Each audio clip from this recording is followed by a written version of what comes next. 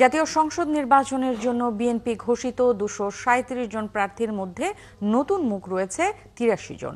সাবেক ছাত্রনেতা ও ব্যবসায়ীর পাশাপাশি দলটির সাবেক মন্ত্রী এমপির সন্তানরাও রয়েছেন প্রার্থী তালিকায়। আরও জানাচ্ছেন সৈকত সাদিক। গত নির্বাচনে অংশ নেয়নি বিএনপি। 2018 সালে নির্বাচনে গেলেও দণ্ড, মামলা ও কারাগারে থাকায় অনেক নেতা প্রার্থী হতে পারেননি। এই কারণে এবার দলের মনোনয়নে অনেক পরিবর্তন হয়েছে। 237টি আসনের প্রার্থীদের মধ্যে নতুন মুখ 83 জন। বগুড়া 6 তারেক রহমান। প্রার্থী তালিকা বিশ্লেষণ করে দেখা গেছে রাজধানী ঢাকার 5টি আসনে দেয়া হয়েছে নতুন মুখ।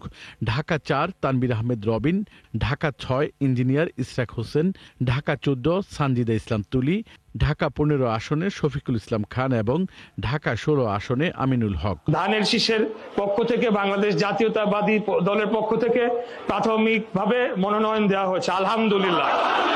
আমরা আগামীতে একটি সুন্দর, শান্তিপূর্ণ এবং একটি মানবিক বাংলাদেশ গড়ার লক্ষ্য নিয়ে আমরা সেই প্রত্যয় ব্যক্ত করে আমরা প্রতি মুহূর্তে কাজ করে যাচ্ছি। যশোর 6 আসনে প্রথমবার মনোনয়ন পেলেন ছাত্রদলের সাবেক সভাপতি কাজী রওনকুল ইসলাম শ্রাবণ। ভোলা 4 আসন থেকে এবারই প্রার্থী হয়েছেন কেন্দ্রীয় যুবদলের সাধারণ সম্পাদক নুরুল ইসলাম নয়ন। সাবেক ছাত্র নেতাদের মধ্যে খুলনা 4 আসন থেকে ধানের শীষের টিকিট পেলেন ছাত্রদল নেতা আজিজুল বারী হেলাল। গোপালগঞ্জ 3 আসনে SM জিলানী, সিরাজগঞ্জ 6 আসনে আমিরুল ইসলাম খান আলিম, পাবনা 4 আসনের প্রার্থী সাবেক ছাত্রনেতা হাবিবুর রহমান হাবিব। এখন দল যাকে দায়িত্ব দিয়েছে, নমিনেশন দিয়েছে, তার পক্ষে যা দল করে, দলের প্রতি কমিটমেন্ট রয়েছে, দলের প্রতি দায়বদ্ধতা রয়েছে, আমি মনে করি একজন নেতা কর্মীও এই নির্বাচনী কর্মকাণ্ড থেকে দূরে থাকবে না।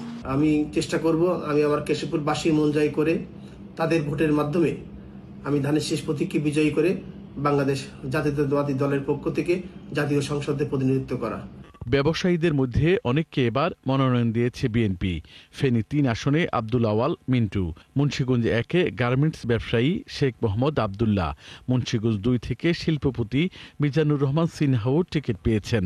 কুমিল্লা 9 আসন থেকে বিএনপির প্রার্থী তালিকায় নাম লিখিয়েছেন গার্মেন্টস ব্যবসায়ী আবুল কালাম। বরিশাল 2 থেকে সর্দার শরফুদ্দিন আহমেদ শান্টু এবং খুলনা 5 থেকে মোহাম্মদ আলী আসগর লবি। এছাড়া বিজিএমইএ এর সভাপতি মাহমুদুল হাসান বাবু চুয়াডাঙ্গা 2 থেকে মনোনয়ন পেয়েছেন। আমি মনে করি আমাকে সহ সারা বাংলাদেশে আমাদের যে 237 জন মনোনীত করেছেন, আপনারা লক্ষ্য করে দেখবেন সবাই কিন্তু এই দলের